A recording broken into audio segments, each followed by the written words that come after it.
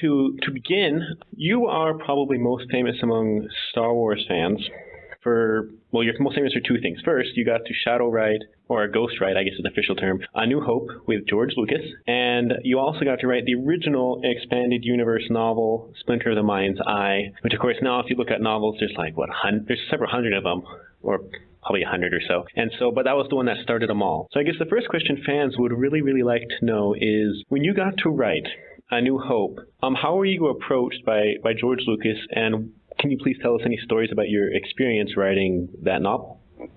Well, we could probably spend a day on this, but just to keep it short, I had done a book, my third original novel called Ice Rigger, and apparently someone connected with George had, or possibly George himself, to this day, I don't know, I'd read it and thought it was similar in spirit and style to Star Wars, and my agent was contacted, and they inquired if I would be interested in writing a novelization of this film that George Lucas was in the process of putting together, plus a sequel novel. I said yes. I then had an interview on Hollywood Boulevard with George's lawyer, and past that, I guess, was then sent out to see George after the contract had been signed at Industrial Light and Magic, which at that time was in a rented warehouse on Kester Avenue in the San Fernando Valley in Los Angeles. George had very little time for me, which was understandable, and we nonetheless, I felt, hit it off pretty well.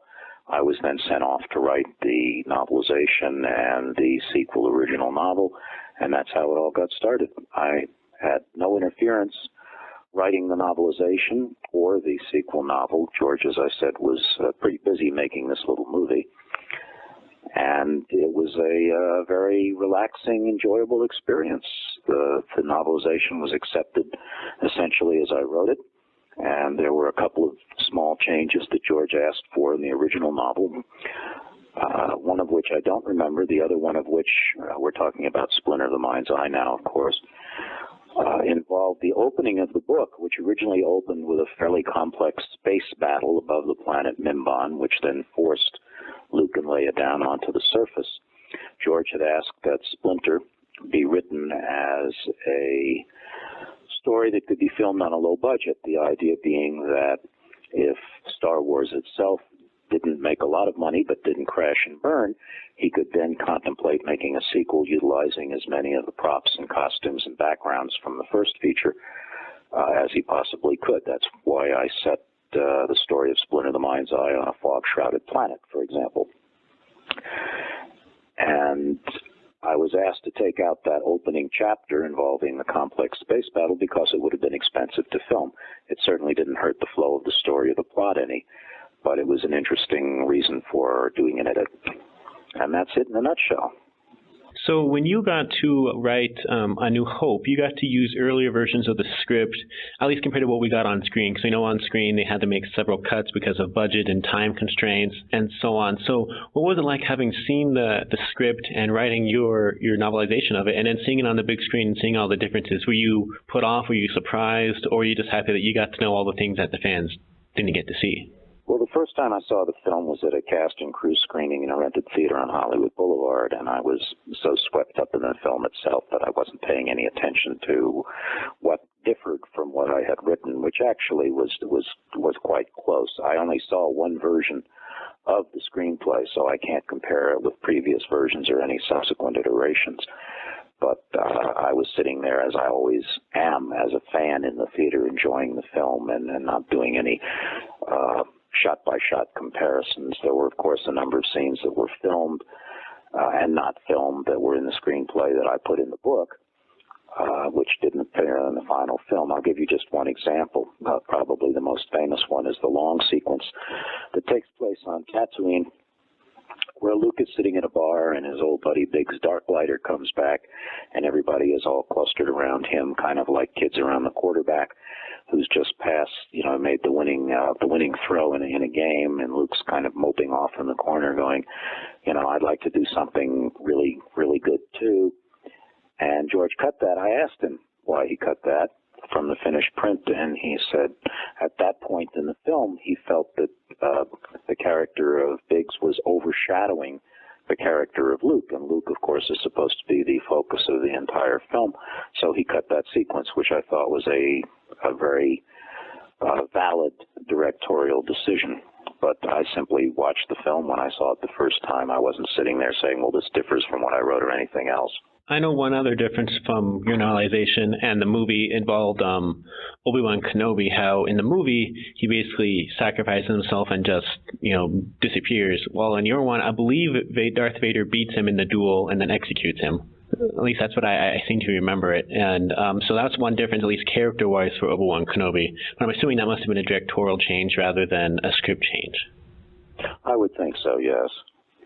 You're always, when you're editing the final print of a film, you always have the audience reaction in the back of your mind, of course, and you wonder how you can make a scene stronger or get a more visceral reaction from the audience and still maintain the internal logic.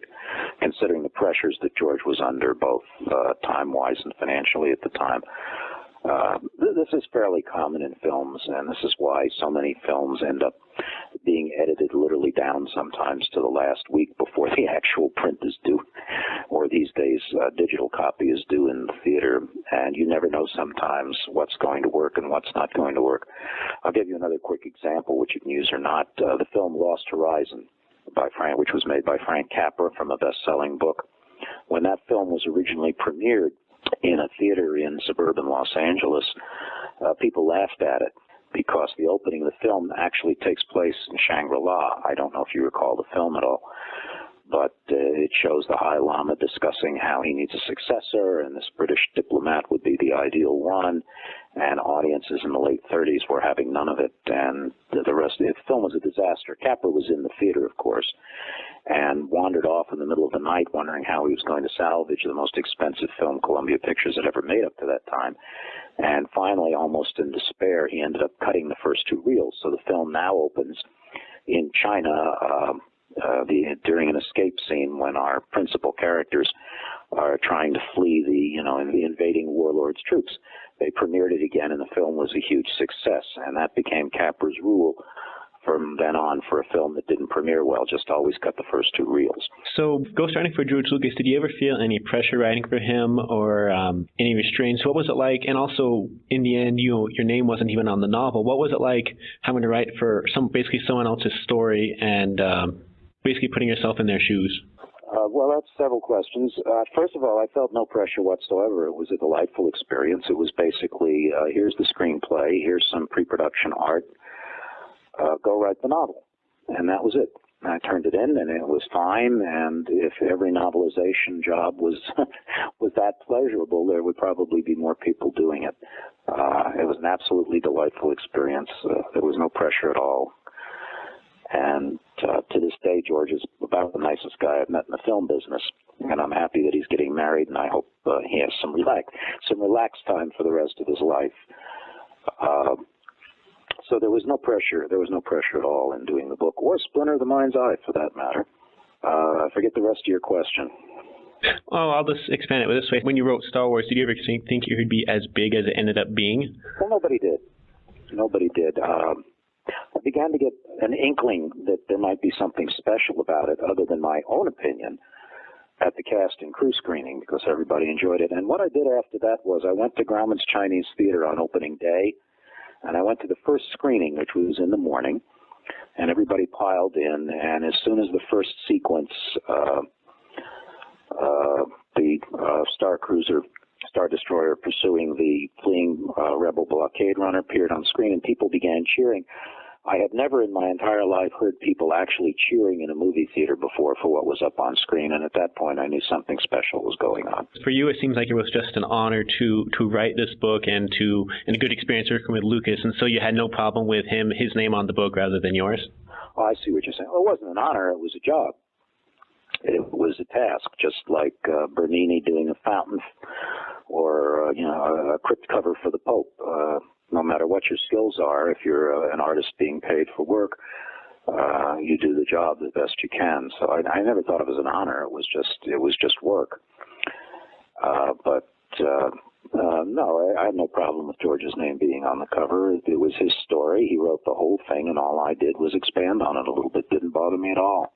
The only thing that bothered me was for a number of years, because it was in the contract, I couldn't admit to having done it, and there were close friends who came up to me and said, "This really looks like your style, and this paragraph here, or this phrase here sounds a lot like you," and I would have to lie to their face and say, "No, I didn't do it." When did it come out that you had written the book? Like, when did Star Wars fans actually officially find out?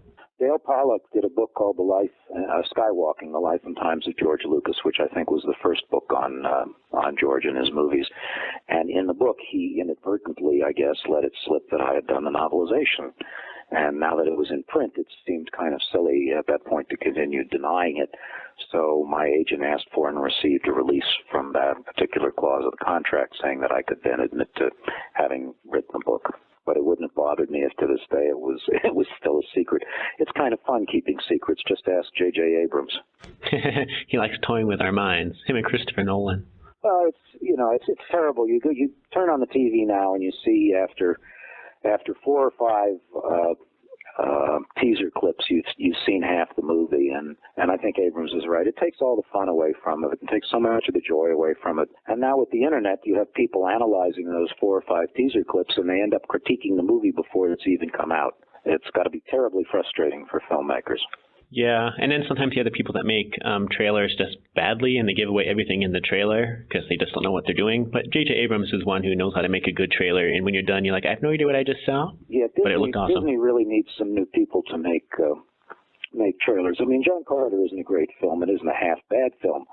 But the promos and the trailers and everything else really did the film a disservice. There's a fan-made trailer that you can view online that's absolutely terrific. It was made by fans of Edgar Rice Burroughs and the Mars books, and it's infinitely, made for no money, obviously, since it's a fan job, and it's infinitely better than anything the studio put out. But for some reason, well, we all know the reasons, the studios are reluctant to ask the involvement of fans on that basis.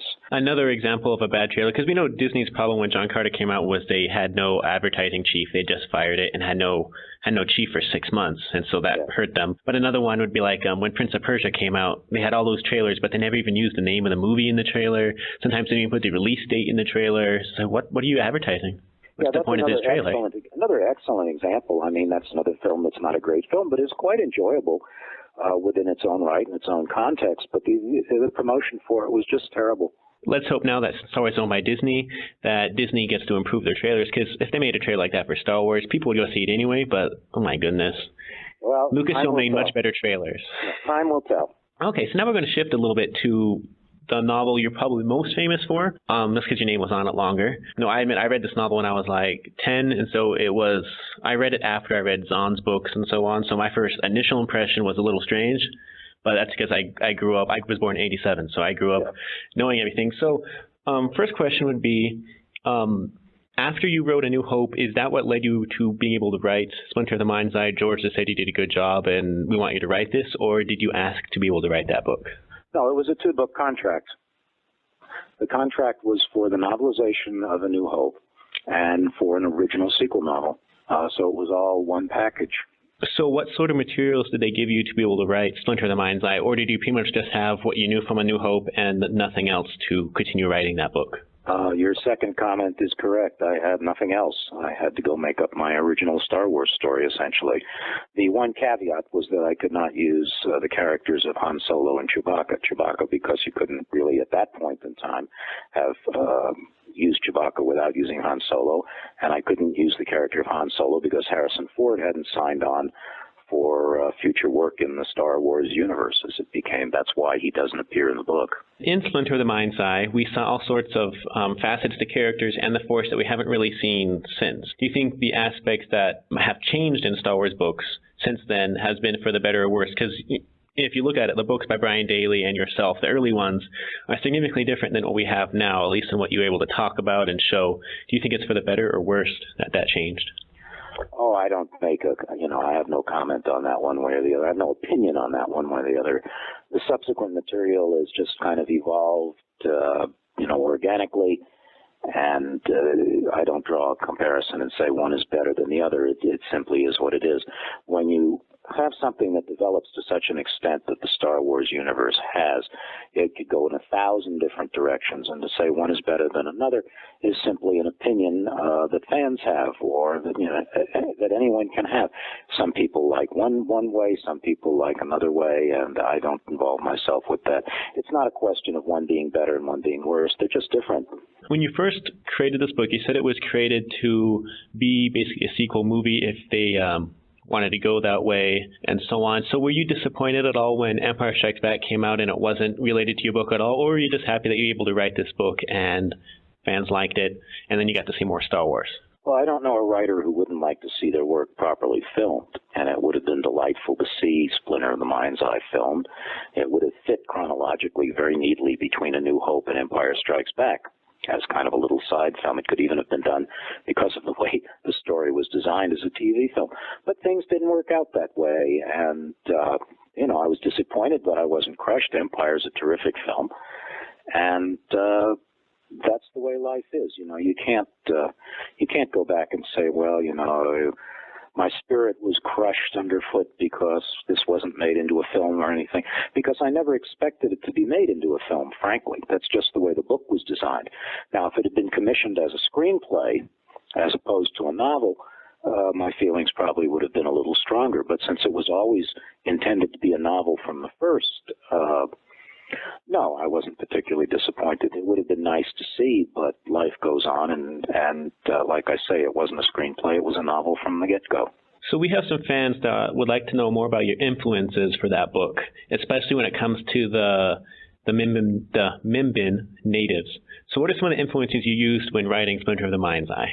Well, no influences. I mean, that's not a very helpful reply, I understand, but I just set out and wrote a science fiction novel that just happened to be set in the Star Wars universe, utilizing Star Wars characters. I didn't think, this has to be related to this particular scene in the first film, and this has to reference the scene in the first film.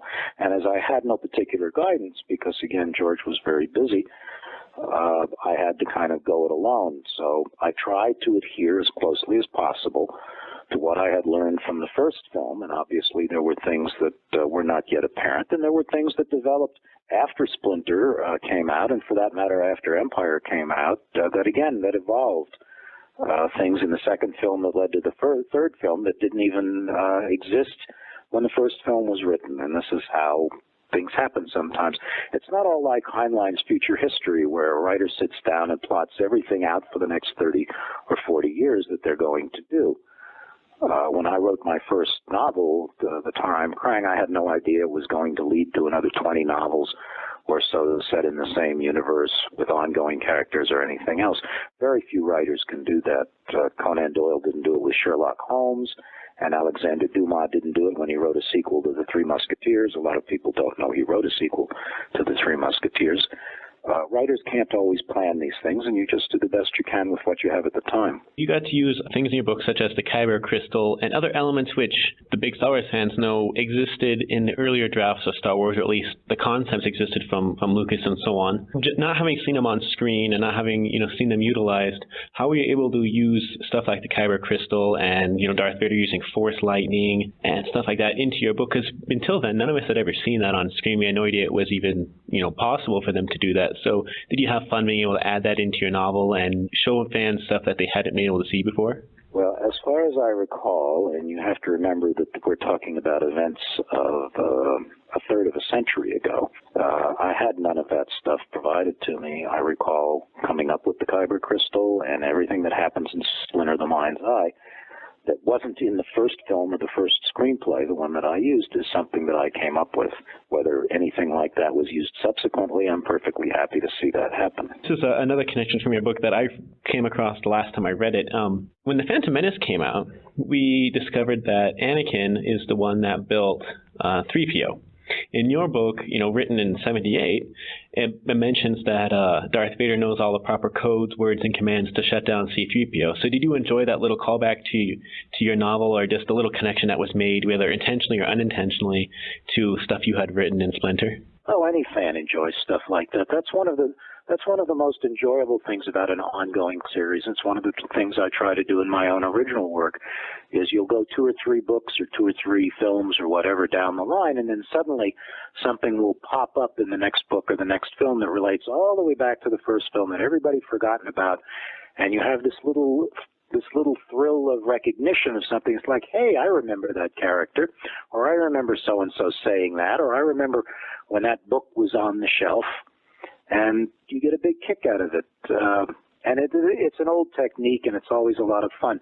If you look at Walt Disney's Pinocchio, for example, there's a scene in Geppetto's workshop, and there are books on the shelves, and 2 of the books are Peter Pan and Alice in Wonderland, which shows you that even back in the early 40s, Disney was thinking possibly of making films out of those.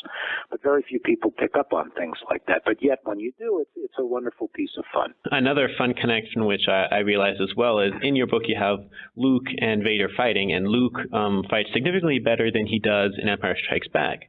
But you mentioned how in the book, Obi-Wan's spirit is flowing through him and basically helps him with that battle. And then in Empire Strikes Back, when Obi-Wan appears to Luke, he says he can no longer help him, thus inferring that he had helped him before, which to me seems like a nice connection to, Obi-Wan helping Luke in the duel as shown in your novel, Splinter of the Mind's Eye.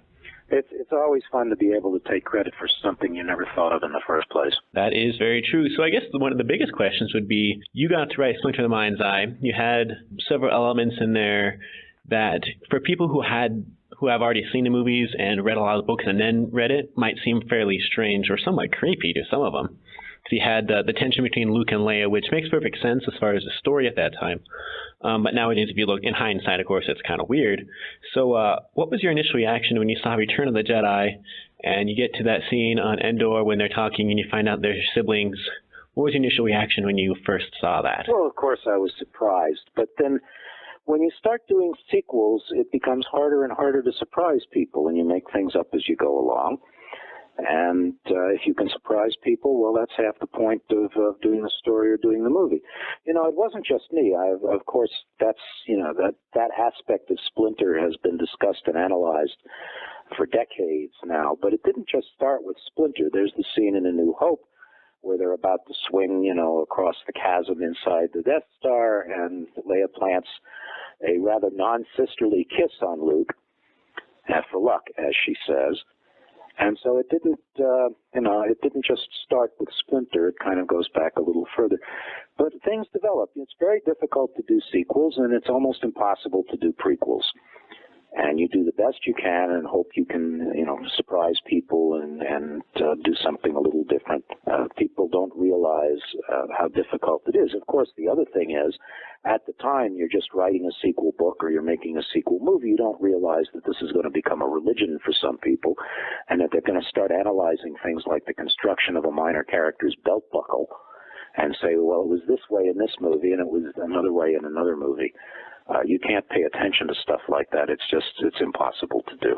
Now, a couple more questions about Star Wars, and then we're going to move on to the other aspects of your work. The next thing about Star Wars is, since your time, we've had, there was 3 movies made originally, then there was, an Ewoks TV movies, there was droids, there was Ewok cartoons, then there was the prequel trilogy, there's the Clone Wars micro-series and the Clone Wars current series going on.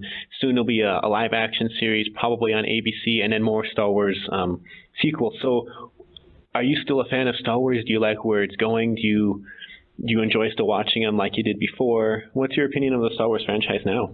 It's really big. And it's wonderful for people who want to totally immerse themselves into something like that.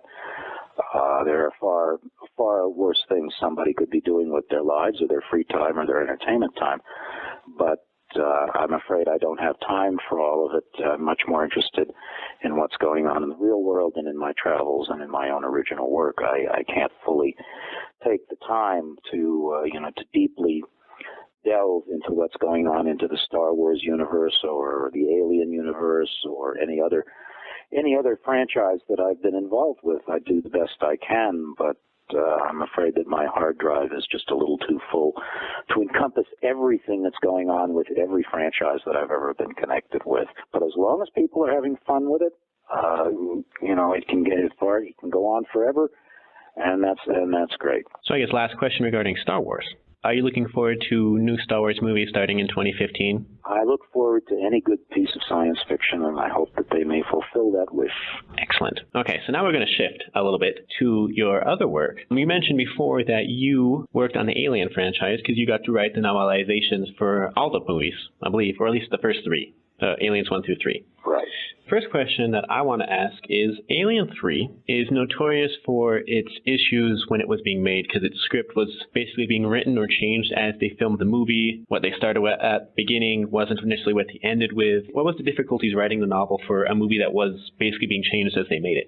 Well, I only had one script to work from, and unlike with, for example, Terminator Salvation, I wasn't getting hit with all of the revisions as they were being done. I just basically novelized the one screenplay that I was given. I didn't like it. I thought it was relentlessly dark. There was nobody in there to root for, hardly, and I thought there were a lot of things wrong with it. But I'm just the novelizer, and the last thing people making a movie want to do is listen to yet another writer, because writers always have ideas and suggestions, and when you're in the middle or at the end game of making an expensive film, particularly one with high expectations, the last thing you want, rightly or wrongly, is any additional literary input. Are there any changes that you wished you could make to that story? I made dozens of changes.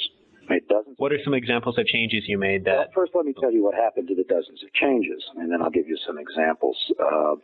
I made many changes. I consider that part of my job, is to make changes and hopefully some improvements without changing the spirit or the thrust of the film itself or doing anything that, overtly, heavily contradicts what actually finally appears on screen. And that was the manuscript I submitted. The manuscript was rejected, and we got a letter from Walter Hill, one of the producers, saying that I had to do the novelization exactly as the screenplay was written, and that he thought that would result in a better book. I forbear from writing back and saying, well, I've actually done this before, and it's been reasonably successful, because that's not my job. If somebody, builds a $2 million house and wants it painted puce yellow and pink, you can object to it and make your suggestions, but if that's what the homeowner wants as a work for hire, that's what you finally have to do. As far as a couple of examples, one of the things that I consider critical to my work when I'm doing a novelization of a science fiction film, or for that matter, a fantasy film, is to try and fix factual mistakes and errors. For example, there's a scene in Alien 3 where people need batteries for their flashlights, and they're sitting on a mountain of used batteries trying to find some with some power left in them. And this is a story that takes place hundreds of years in the future, and one would assume that the use of D-cells has fallen by the wayside at this point, and there would be another power source for something like artificial light.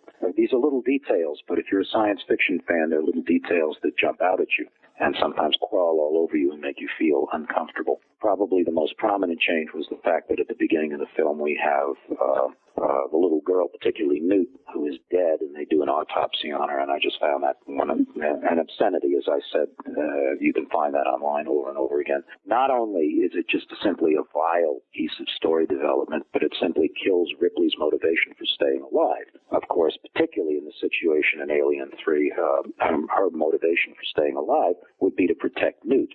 You take that away, and you remove a critical motivation for the character throughout the entire film. And there are many other examples. I had fairly detailed backgrounds for all of the guys who were stuck on that prison planet. I mean, we see them. We don't want them to just end up being alien chow. We'd like to know something about them as human beings, so I invented background. All of that stuff had to come out of my manuscript and was simply taken out.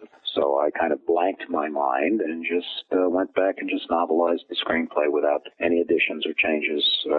It was a very disheartening experience, and when I was offered Alien Resurrection, I turned it down because I didn't want to be involved with the franchise anymore. Was your experience with Alien and Aliens, the first two, significantly better than Alien 3 then?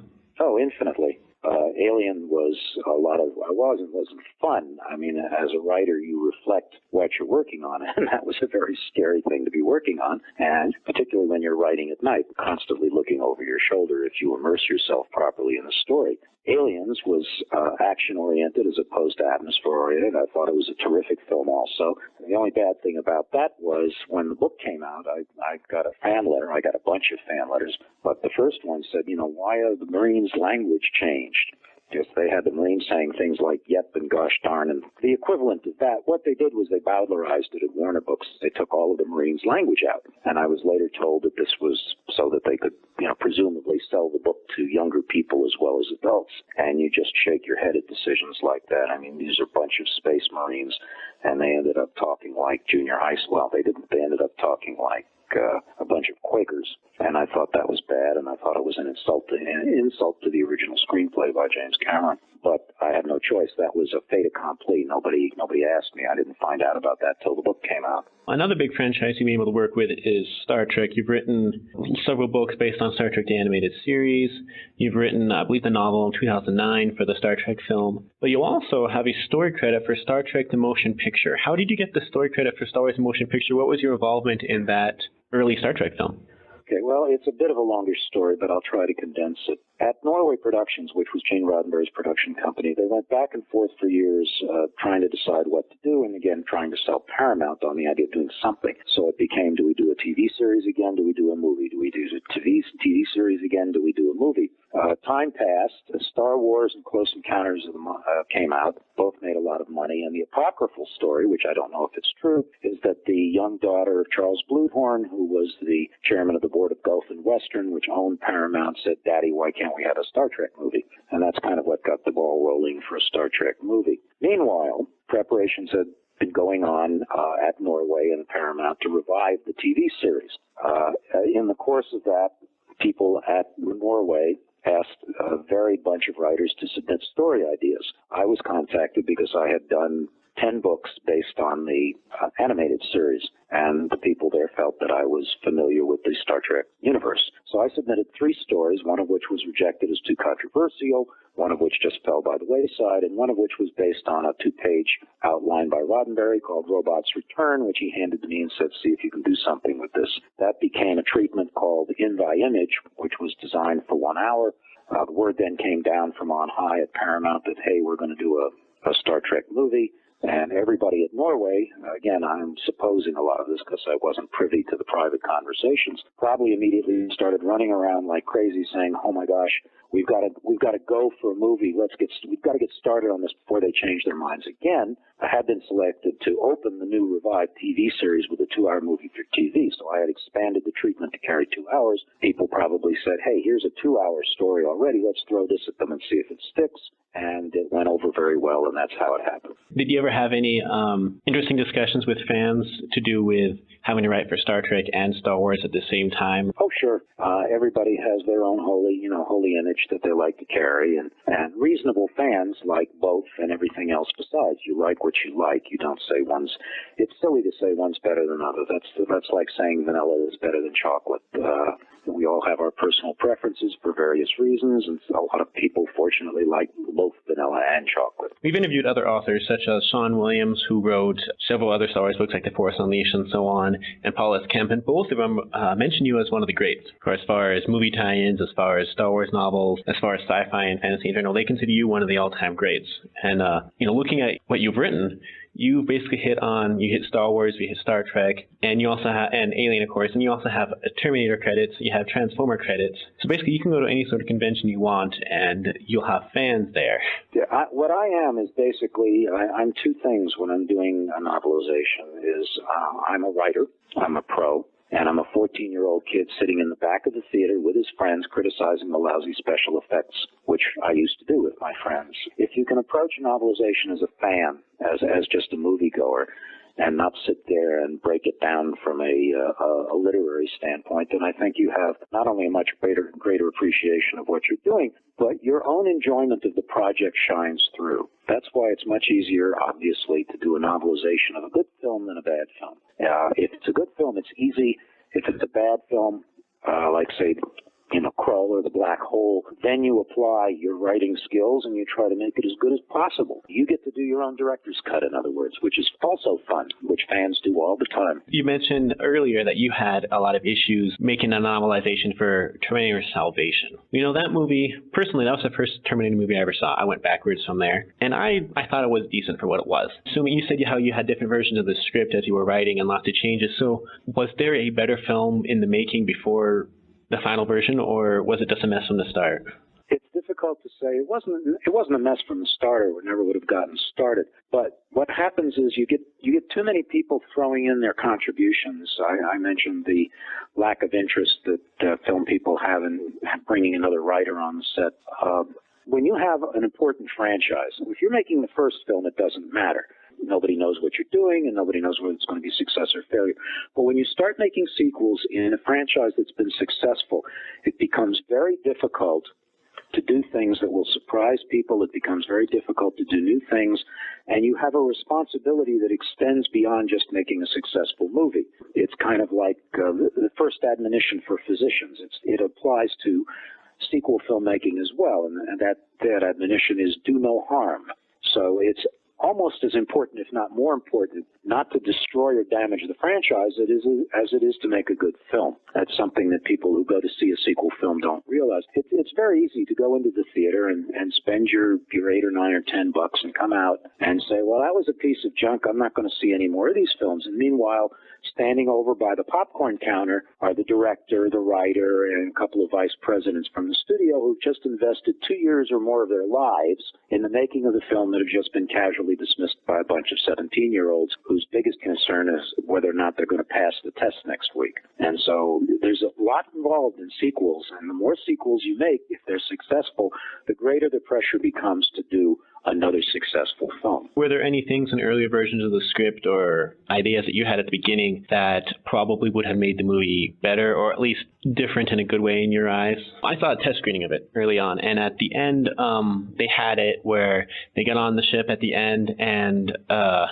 rather than as I recall, Connor's skin being put on. No, Connor's skin was put on Sam Worthington's character, the Terminator, so to keep him alive, but Sam Worthington was still alive, and at the end, like, his eyes turned red, and he basically guns down everyone in the ship. Rather than the movie version, which we got, which they took Sam Worthington's heart and put him in Connor, and Connor stayed alive.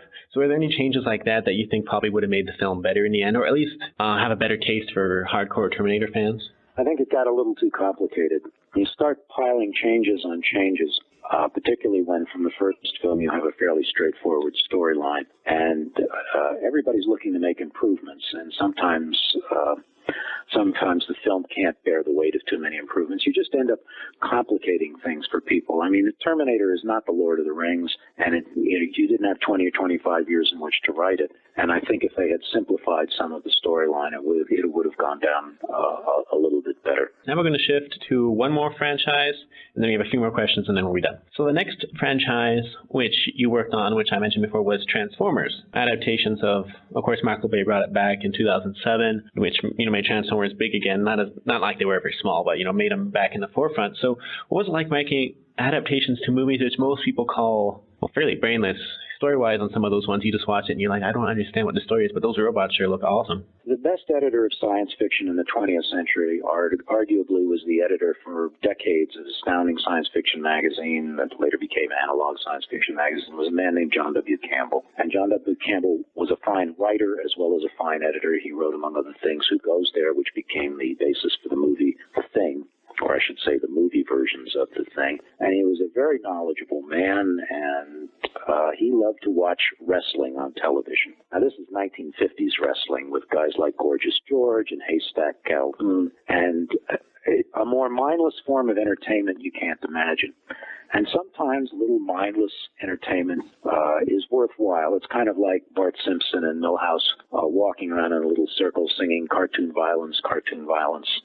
Sometimes you just like to rest the brain a little bit. And the Transformers movies are a good way to rest the brain. They may not be everybody's cup of tea, but there are fans who are passionate about it, and that's fine. I don't consider it entirely mindless entertainment, but a lot of people do. It's not intellectual science fiction. It's not The Demolished Man or The Space Merchants, or for that matter, Dune or the Foundation trilogy. It is what it is. I had no problem with it. My biggest problem was that I didn't see much characterization in the characters in the film. And I wanted to see a lot more of the robots and a lot more of the robot interaction. But studios are perhaps understandably leery of stories in which human beings play a minor role. And it would have been very difficult to do the Transformer films that way. I mean, it's entirely possible to conceive of a wonderful Transformers film in which there are no people whatsoever. There's no teenage romance. There's nothing involving people. I've had people ask me for years, can't you just write, you do good aliens, can't you just write a book in which there are no people, there's just aliens? And publishers, as well as film people, don't really want to see something like that. They need a reference point. So I had some difficulty with my difficulty with Transformers was I wasn't given much guidance as to the characters of the Transformers themselves. I mean, it is basically based on a kid's cartoon, and sometimes it works when you blow it up, no pun intended. And sometimes with something like Battleship, you can only stretch it so far. A 2-hour heroic fantasy starring My Little Pony probably wouldn't fly. Again, no pun intended. But when your beginning point is merchandising and not story, you're always going to have trouble. That is true, but I will say this, though. Your books, especially the ones about Revenge of the Fallen and the tie-in novel, The Veiled Threat, were significantly better than I saw on screen and helped me understand what was going on better, because the way at least Revenge of the Fallen ended up on screen was kind of a mess. I enjoyed it. I saw it in theaters. I don't mind watching Optimus Prime destroy things, because that is pretty cool in my childhood there, but your books were significantly better than what we got on screen. Well, you try. The one I enjoyed the most was The Veiled Threat, because I got to write my own Transformers movie, essentially, and hopefully get into the characters of the Transformers a little bit more deeply. There was nothing wrong with the subsequent films. It's just you're making something for a specific audience. It's always difficult when you do that. Again, it gets down to the problem, again, of doing a good sequel or do a good prequel. People who have seen the original material have certain expectations, and while you as a writer might want to do something else, you are constrained by those expectations. No group has more expectations for their fans than Star Wars fans. For their writers and the people who do movies, the expectations are the moon. You really can't go any lower. And you, in 2002, were able to write a prequel tie-in novel, The Approaching Storm. It was your first Star Wars book in 24 years? Yeah, 24 years. And what was it like returning to the Star Wars universe after Splinter the Mind's Eye? Was there any differences in writing this novel? Any differences working with Lucasfilm and Lucas Books? Yeah, it was kind of the difference between being one of the first disciples of Christ and then coming along 2,000 years later and trying to deal with the Roman Catholic Church. So Lucasfilm is now the Roman Catholic Church. Yeah, there's a certain bureaucracy is built up. Again, it's a problem of expectation. When I wrote the novelization of Star Wars and Splinter the Mind's Eye, it was basically George saying, go make a book out of the movie and write me a sequel novel that can be filmed on a low budget. And I went and did both of those, and that was it.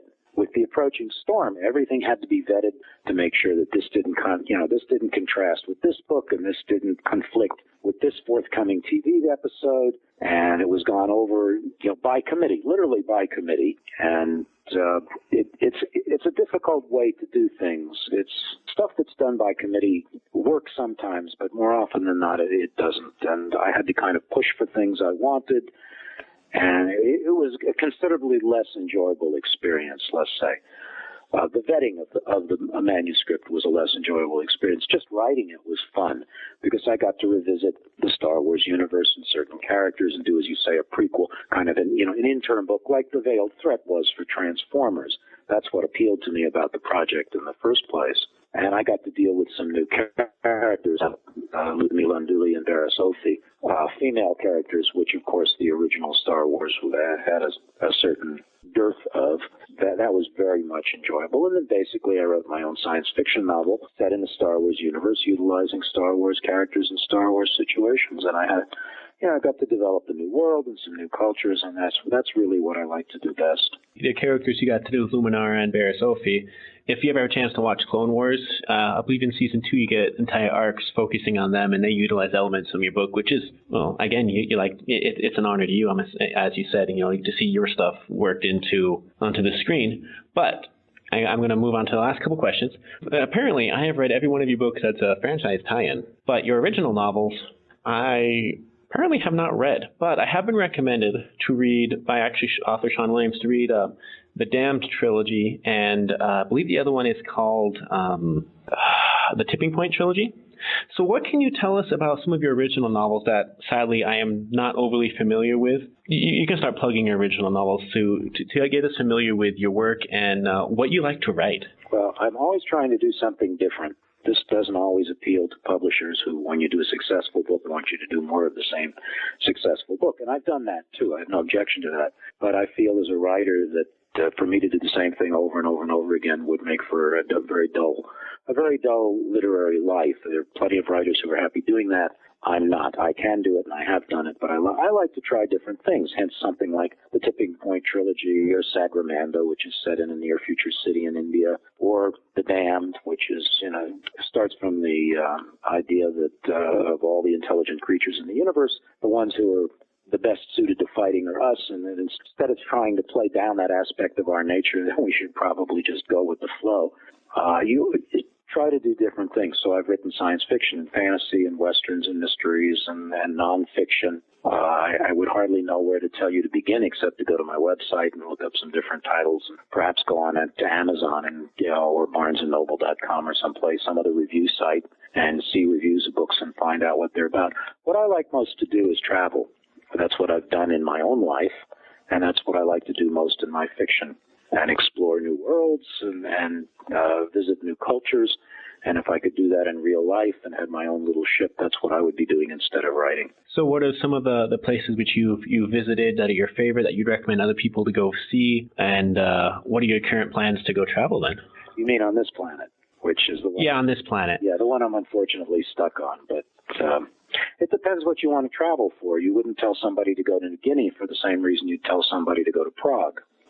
But since I've mentioned those two places, if you want real wilderness and a real step back in time, and the closest thing you can get on the surface of the earth to an alien world, I would recommend going to Papua New Guinea. The second choice would be the far western Amazon. If you want culture, well, there are so many places you could recommend, but I particularly like Prague, because Prague was a city that was not bombed in the two world wars. So you can start in the center of Prague, where there's a wonderful building called Tin Cathedral, which looks like something out of A Night on Bald Mountain from Disney's Fantasia, and basically walk through the centuries just by walking out of the center of Prague into newer and newer areas. Just a beautiful city, but I could go on. There's so many places. I've never been any place I didn't like.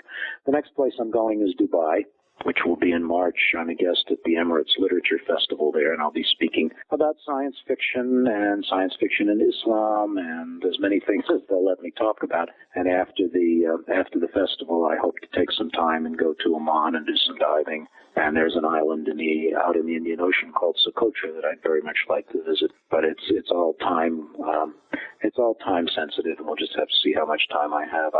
I've been a great many places, but there are still so many places I haven't been that I want to go to. There's just never enough time. Indeed. And I love traveling. I love reading. And our listeners do too. And this has been a fantastic interview. Before we let you go, we have one final question, which we let for the fans to hear, but we let all our guests have the soapbox. So you can promote your current work, tell us about, any conventions you're going to be at, any current novels you're writing, any novels that just came out, any cause you want to promote. The soapbox is yours to basically tell the fans whatever you want, to plug yourself, plug a project, plug anything you want. The soapbox is yours as your, at least farewell to the fans for this interview.